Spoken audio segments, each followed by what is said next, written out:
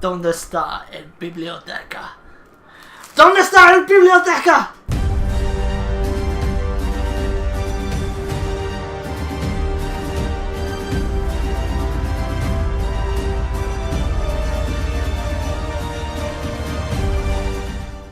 Hello everybody, Meow, welcome back to Meow, another episode of Dragon and Meow featuring me, King of Dragons, Meow, and as always, Nicky V. How are you, Meow, doing today? Meow? What the fuck are you, Meow, doing? What the fuck are you doing, Meow? I'm not doing Meow anything. You're the one that's like meowing for no Meow reason. Alright, so welcome back to Dragon Den, everybody. I already established that! Meow. Okay, now... Okay, last time we were here... Last time we were here, Meow, we were looking for a save station, Meow. Yes. Because...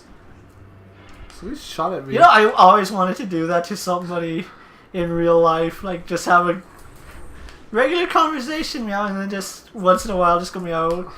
Like, just out of the blue, Meow, start meowing at them for no meowing reason. You know, like in Super Troopers. I'm pretty sure that would get them really, really annoyed. What do you think? Yes. Would you, Meow, get annoyed if somebody was just constantly meowing every time they were talking to Meow you? Yes. I would. And they, Meow, wouldn't give you a good reason to ask you, Meow, why they were doing it, Meow? They were just meowing it. Yeah. No, they were, Meow, just doing it, Meow. Ow, ow. I got hit by the stupid sandbats. Like, that's the way it has to be done. Like, you can't acknowledge, Meow, what you're doing. You just have to keep going on your regular Meow business. And that's where the Meow comedy comes in for it. Did they already go through here? Yes. Yes, there was a... Energy tank. Was it an energy tank? Wasn't it a missile expansion, Meow? I don't even remember, Meow. No, that is starting to get annoyed now. You see?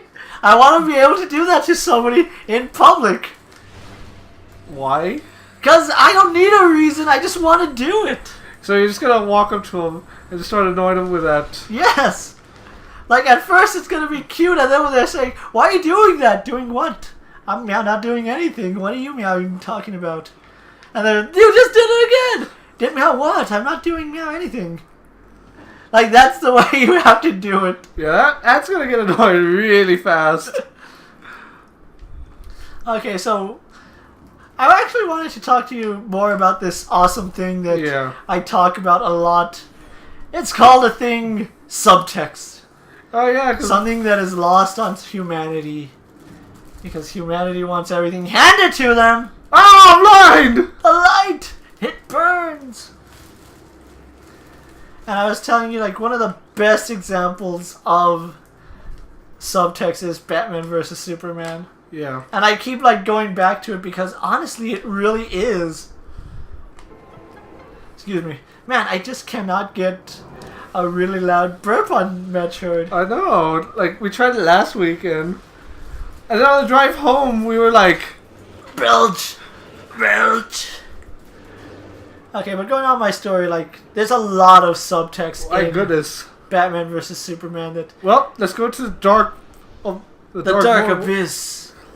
Into the dark abyss! I don't think what abyss, but...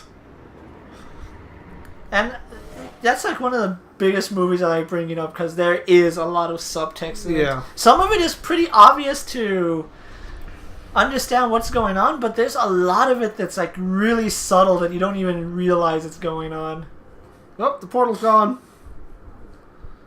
Can I activate it again? Well, does it sound like stick your hand out? And get hurt.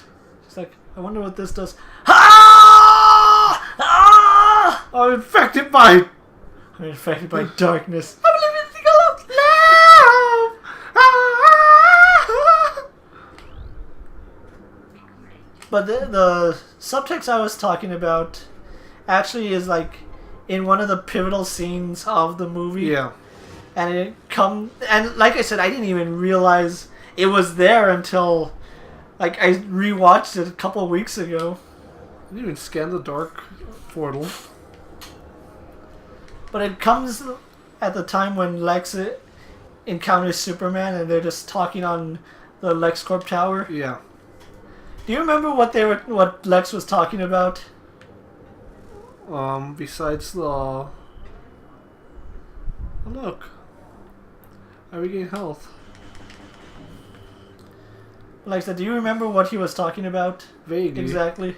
Well, he was talking about how Superman was a false god and that the world had to, like, see Superman for the lie that he truly was. Yeah.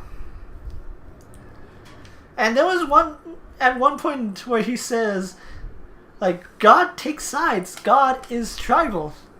Yeah. There was no God to come save me from my father's fists and abominations. Do you remember that line? Yeah. And then later on in the movie, you know what happens? What? Do you remember what the first thing Doomsday does? Or Trikillade. Lex. Lex throws punches Lex, right? Yeah. What happens next? Superman saves him. Do you see the subtext in that? Oh, when he said God takes sides. God is tribal. God cannot be all good and all powerful. But there was the metaphorical being that he judged as God protecting him from the symbol of his father's fist. You're like in complete silence just thinking about it. Well, just like... How did no one notice this? Right? Well, besides it shows, like we were saying, he believes that he was calling Superman a god, basically. Yeah, and there was a god that saved him from a fist that symbolized his father's, like, beatings that he would bestow upon him. Yeah. But then Superman saves him.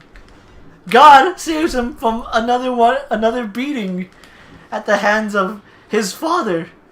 Metaphorically speaking, like, Doomsday is Lex's father, but... Do you understand the subtext in that?